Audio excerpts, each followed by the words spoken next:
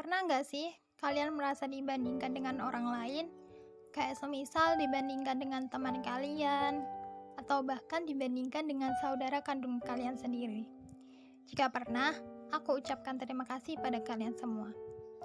Kalian mungkin akan heran, kenapa bisa seorang aku yang notabene tidak mengenal kalian secara dekat, tidak tahu seluk-beluk kehidupan kalian, kok dengan gampangnya bisa mengucapkan rasa terima kasih itu kepada kalian. Alasannya, karena kalian mampu bertahan di tengah luka itu hingga detik ini. Memang, manusia itu tidak ada yang sempurna di dunia ini. Allah telah jelas menciptakan kalian dengan versi terbaiknya. Entah kekurangan ataupun kelebihan yang ada pada diri kalian itu sudah termasuk anugerah terindah yang Allah tetapkan.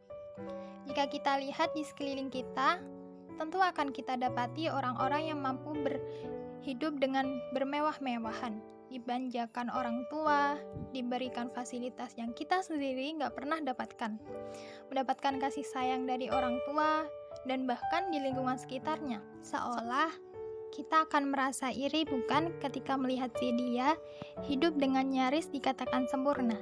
Tetapi, apakah kita tahu apa yang tengah ia tutupi dari kita? Apa juga kita pernah menyaksikan betapa tertekannya ia ketika ia harus dituntut untuk menjadi apa yang dia tidak inginkan? Tentu tidak, bukan? Kita hanya sebatas mampu melihat dia dari sisi luarnya atau dari sisi yang benar-benar bisa nyata untuk kita lihat.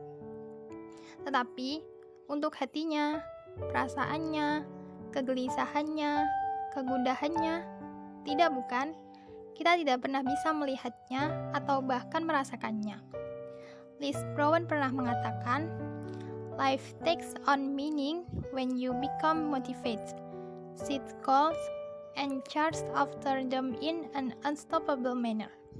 Yang mana dari perkataan itu kita dapat mengambil sebuah pelajaran berharga, yakni di dalam kehidupan ini, jika kita tidak mampu menetapkan sebuah tujuan dan menemukan cara agar tujuan tersebut bisa tercapai, maka kita tidak akan pernah bisa merasakan apa yang namanya motivasi hidup. Ada satu kisah yang menarik di lingkunganku, yakni ada seorang anak perempuan, sebut saja ia bernama Maryam. Sejak kecil, ia selalu mendapatkan kehidupan yang layak dari keluarganya. Hanya saja, dia selalu dibandingkan dengan saudara-saudaranya. Sikap Maryam sendiri cenderung pendiam. Alhasil, ketika ia dibandingkan dengan saudaranya, dia hanya akan menarik seutas senyuman saja. Pernah suatu ketika, ia bercerita kepada saya bahwa ia berniat ingin bunuh diri karena mentalnya sendiri sudah tidak dapat diselamatkan akibat gunjingan-gunjingan sekitarnya yang harus menuntut ia untuk menjadi apa yang mereka inginkan. Maryam bahkan hanya mampu bersabar sekaligus membungkam mulutnya untuk tidak menceritakan apa yang sesungguhnya ia rasakan hingga detik ini. Sangat jelas bukan, ketika kita hanya mampu melihat apa yang dapat kita lihat saja, belum tentu apa yang mereka rasakan juga sama dengan apa yang kita persepsikan untuknya. Kita juga tidak mampu untuk mengatakan agar ia selalu bersabar dan bersabar ketika mental ia perlahan dihancurkan, karena kita sendiri juga masing-masing pasti memiliki masalahnya. Dan ketika kita mendapatkan perkataan yang demikian, tentu kita akan merasa kecewa, bukan? Karena seolah kita tidak mampu untuk menjelaskan apa yang kita rasakan kepada orang lain, sedangkan mereka hanya melihat sebatas apa yang mereka lihat saja, dan mereka juga tidak pernah merasakan apa yang kita rasakan selama ini. So, kita harus benar-benar pandai dalam menyikapi kehidupan orang lain.